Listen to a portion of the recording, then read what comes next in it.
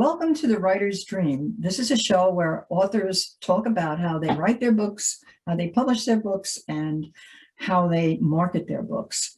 You can find us on Facebook. Just look for The Writer's Dream. We are also here on the ltveh.org website. Just look at the videos. We actually appear several times a week. We are also on YouTube. You have to search my name, Linda Maria Frank. Click on my picture and all of the videos come up. There are probably 200 authors. If you are interested in writing or reading a good book, you'll get a lot of good advice on those different interviews. I think you'll find them interesting. Also, a lot of local Long Island talent, of which there is a great deal. We're also on Cablevision Long Island, Channel 20, everywhere on Long Island, Thursdays at 3 p.m. So without further ado, let's start our show. We're doing a new feature now called From the Reader's Point of View. Because if you are an author, this is very selfish, if you are an author, you really want to know what readers want. So we're going to talk to people today about from the reader's point of view. My first guest is Shoshanna McCollum. And Shoshanna McCollum is not only a reader, but she's an author. She's written 2 books. One of them is Fire Island, Images of Modern America. The second one is Fire Island. It is a beach resort, and I can't even read my handwriting here, and National Seashore. She is director of adult ed at the Nathaniel Woodhull Elementary School in Ocean Beach on Fire Island. The school is named after one of the prominent figures in the Culper spy ring from the Revolutionary War. Also, she is the dispenser of wisdom at the Ocean Beach liquor store with her husband, John. She is the founder of Fire Island Animal Rescue. So hi, Shoshanna. How are you today? Hello, Linda. How are you today? I'm good. And I would like to talk to you about how you choose books, because whether you love a physical book or a virtual book like Kindle, or whether you like to mix the two of them, something draws you to choose the books that you add to your library. So let's take an imaginary tour through a virtual bookstore and see what you choose, see how you choose your next book. So Shoshanna, how do you choose your next book? Okay, you're taking me back in a place in my memory. Back in the days I lived in New York City, and one of my favorite haunts was St. Mark's Bookstore. That to me will always be the gold standard of what a bookstore is and should be. And I can still remember spending many hours in there. And sometimes I just use it as a reading room. I didn't always have much money back in those days, and the sales table was where I would make a beeline. And that isn't always a bad thing. I found some amazing books on that sales table, books that stayed with me. And once I would read that book, I would go on to get their books elsewhere from that author. One of my early favorites being an author by the name of Jeanette Winterson, a lesbian author. She wrote Oranges Are the Forbidden Fruit, I believe the book was called, that I grabbed, and I would grab later titles. I remember, of course, because I was an art student going to the School of Visual Arts, a beautiful, captivating cover was usually my pull. I know they say you shouldn't read a book by its cover, but it took me in, and not every beautiful cover made the test. And not every beautiful cover was a book I'd read again or even get through, but my God, what a bonus it was when it hit all those marks. Yeah, did you look for a particular genre of books? No, not immediately, but I did find myself drawn more to fiction and historical novels, more than nonfiction. And I'm talking about books for my own reading pleasure and nothing else. I'm also editor of Fire Island News, and I do a lot of reading in my professional life. Mhm. And there are books on my bookshelf for my professional work. That messy little bookshelf right behind me, that's filled with the nonfiction historical books about Fire Island and Long Island that are necessary for me to do my job. They're my research books, and I don't lend them out. They're dog-eared and highlighted, you know, to extensive levels, and I buy them at whatever price they are. There's no deals, there's no sales. I need those books. I agree with you wholeheartedly with that, because in my lecture series, I also have to do a lot of research. So I end up going, actually, in many cases, to museum bookshops to get my books. And that, you're right, that's your professional library, no deals. You don't care what the cover looks like. Although I am still drawn by cover. I can't help myself, pretty face just gets me all the time. It may be superficial, but maybe it isn't. Maybe it's hardwired. And I work with visual artists and graphic artists all the time, and they too are attuned to the importance of packaging it well. It's going to be the difference between whether something good is latched onto or passed by for something else. And of course, yes, I don't, the little blurbs in the front after I pick up the book, the blurb has to sell the argument to me. I'm not just going to pick up a book with a flower on it and say, oh, I want this. There's got to be something. You have to go further than the beautiful cover, correct? Yes. Yeah. Yes. I'm sorry, do you have a favorite author? I have a lot of favorite authors. Yeah, that's the problem. I did, because my memory is terrible, and I'm home, I pulled out, whenever I now have books that stayed with me, there's a little feature on Facebook, the books you like, and I keep them there so I can refer to them so I don't forget the titles anymore. So I've got a number, David Liss, The Coffee Trader. That is a book I found in the bin, the library discard bin at Fire Island School.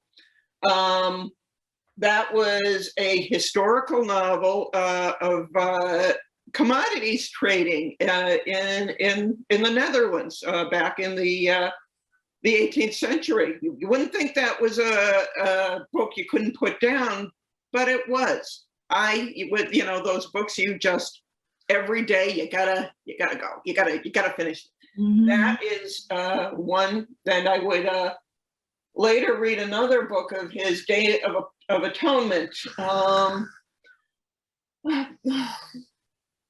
Let's see, I said Jeanette Winterson. Sexing with Cherry was another important book. Oh, Paul Astor. Paul Astor was a author I've picked up on and off through my young adulthood to my mature adulthood.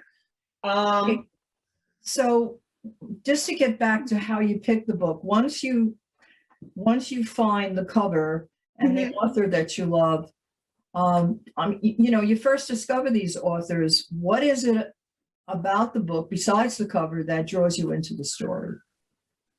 Make sure you buy or pick up the book.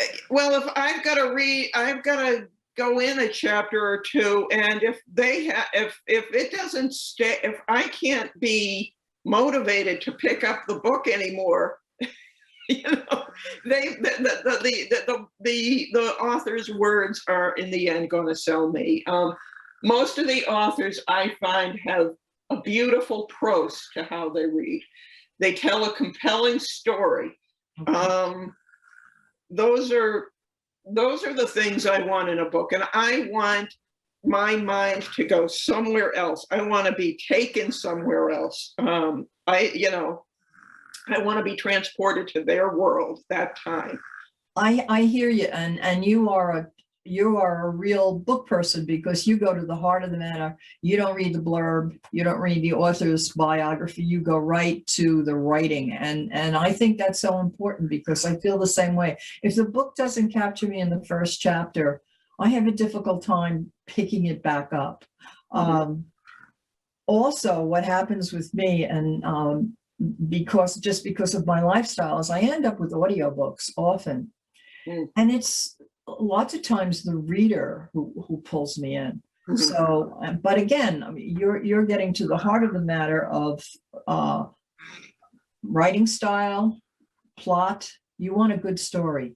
And I am a firm believer that writers are really storytellers. I mean, fiction writers are storytellers. You have to have a good story.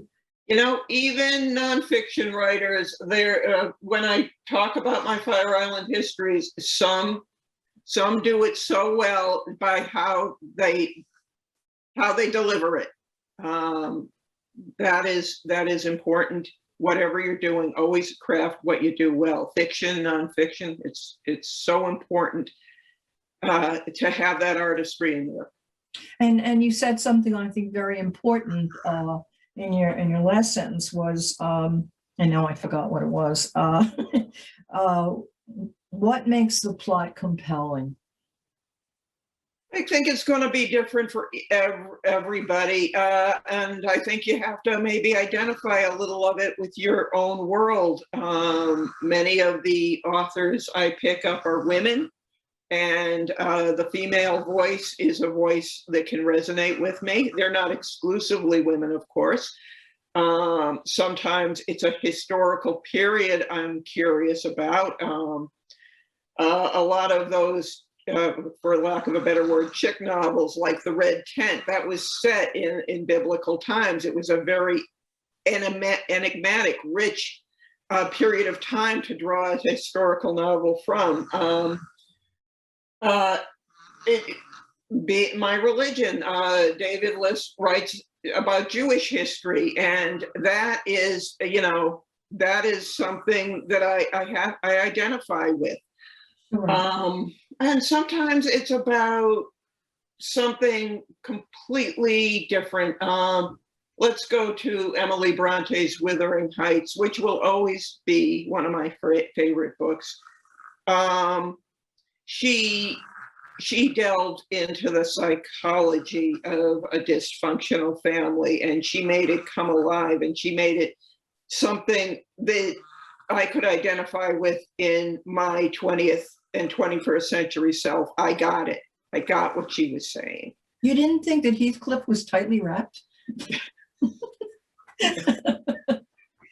I found the best part of Bronte's book after Heathcliff and Catherine died. I found the best part was the ending where the children and the offspring went on and overcame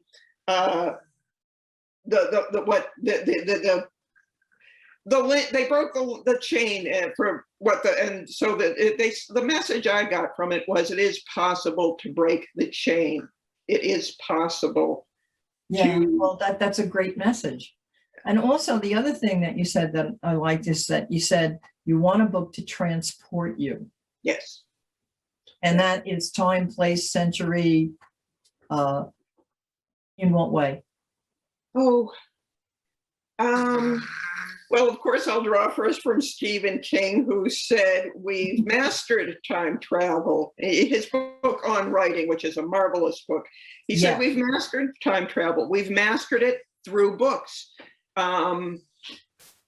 It's a bit of an out-of-body experience. For a little while, I'm not worried about the groceries. I'm not worried about my snoring cat who's interrupting our TV taping here. I'm somewhere else for a little bit, and you come back you come back refreshed, you come back enriched. Yeah, well, that's what happens to me. I am a fan of the Outlander books because there is a time travel theme in there, but also when I read those books, actually, I listen to them a lot in the car. I am absolutely transported to another place, and you're right. You just don't have to think about all the things that you ordinarily every day have to think about. So I find that your references are interesting because you are not necessarily going on Amazon to buy books, but you're finding sources for books that not a lot of people, I shouldn't say not a lot of people, but some people don't even think about. And that's maybe once a year, libraries will have a book sale. And for a quarter, they just get rid of the books that I guess nobody looks at anymore or that have been replaced.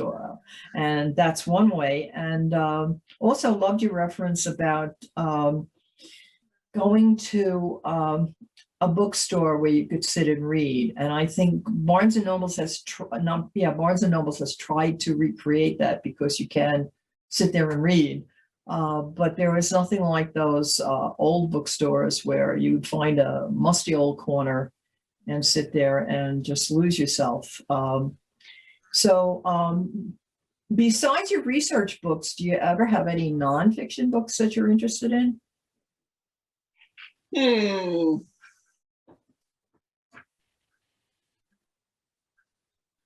Looking at all of I'm a big fiction lover, but it's not. Sometimes it's current fiction. Sometimes it's the classics. I'm a big believer in the classics. I was not. Classics.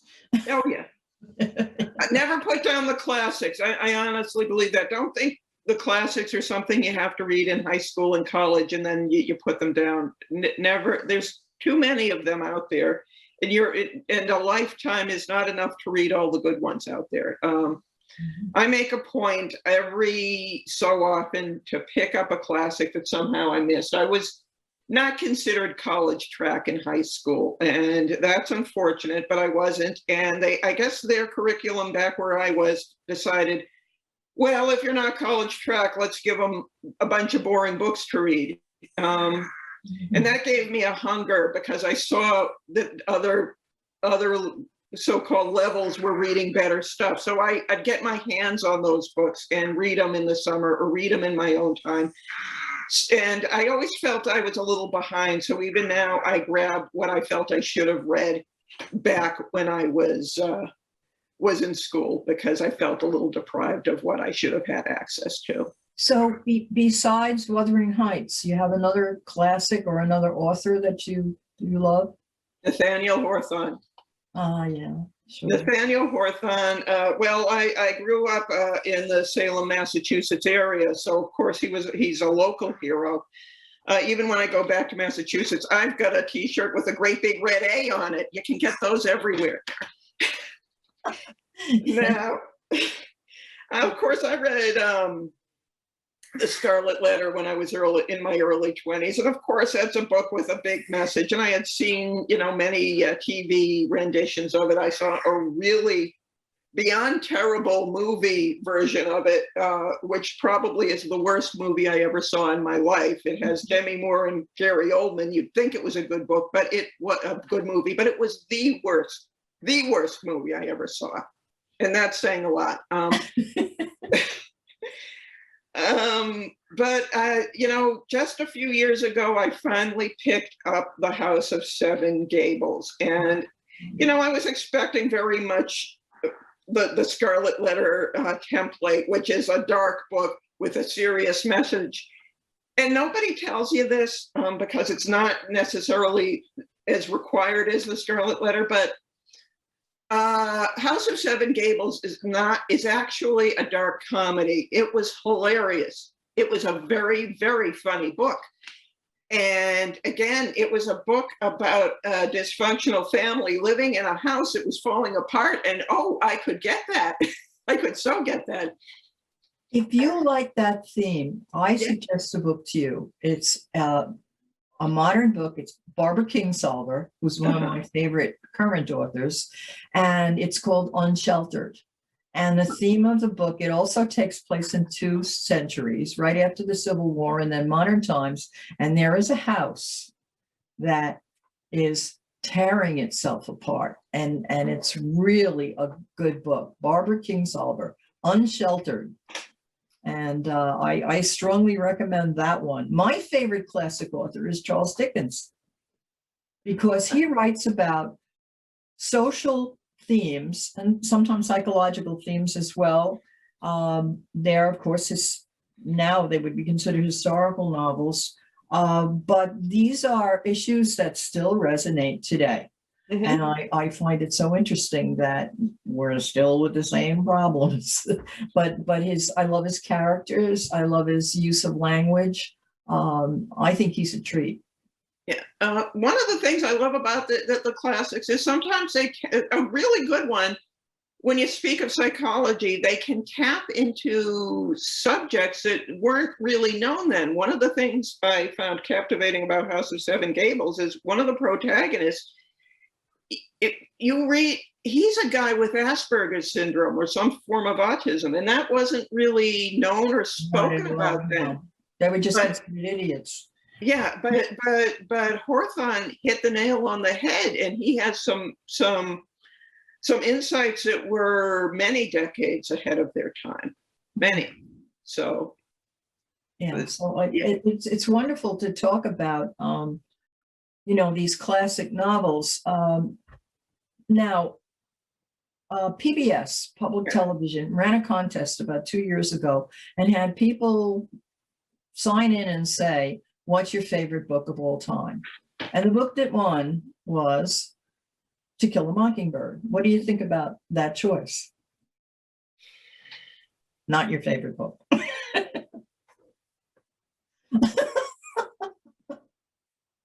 Oh, that's funny. I love To Kill a Mockingbird, but it's not my, I actually did vote for it because I thought it was so well done. I wish I had known about the contest. I would have been interested to see how I voted. I don't know how I would have voted. And some of the things I've read, maybe they were my favorite. Winsburg, Ohio by Sherwood Anderson is one of the few books I deliberately read twice and more, because every time I read it, I saw something new. And I don't know why. I can't put my finger on it to this day. But there was what an author does when you really latch onto a book. What the author does is whatever they're writing resonates with you. What is within you? What are your pains? What your joys are? How you see the world. I think your favorite author and your favorite book somehow resonates that way. It opens up the way you think about things, because sometimes the way you think about things, you can't really express them. But when you find a book and it resonates with you, it helps you to, it helps you to then communicate what you're feeling, what your ideas are. And we have about 3 minutes left, and I'd like to ask you 2 questions. One is, I know you also are in charge of the book reviews in Fire Island Times, and so I'd just like to mention that to anybody who's listening. You might want to get in touch with Shoshanna at the Fire Island Times if you have a book that you want reviewed and you're an author, and she may choose you. The other question I have is, do you have any plans to write a nonfiction book? I do miss. I do a fiction book. You do. I do. Once I became editor of Fire Island News, I found myself missing going into a book again. And actually, technically, I am writing another book. It's not writing. I'm editing the Centennial Journal of the Village of Ocean Beach. That's nonfiction. Yeah. That's nonfiction. Yeah. When I have whatever qualifies as a retirement for me, there's a fiction book in my belly. There really is. Good. I wanted to just show you 2 recent books I read before we go that just meant a lot to me, even though they're recent reads. The Goldfinch by Donna Tartt. Right. Oh, oh, is this great? And second part of my, what I call required reading, the Chunk Indians of Eastern Long Island, A History from John A. Strong. I'm sorry I mispronounced the tribe, but if you want to learn about Long Island history, American history, Native peoples, this it was so strong. It took me forever to read it. It is very strong. It was very dense, but I feel a better person for it. And I think this, and it speaks to any of the books I've mentioned.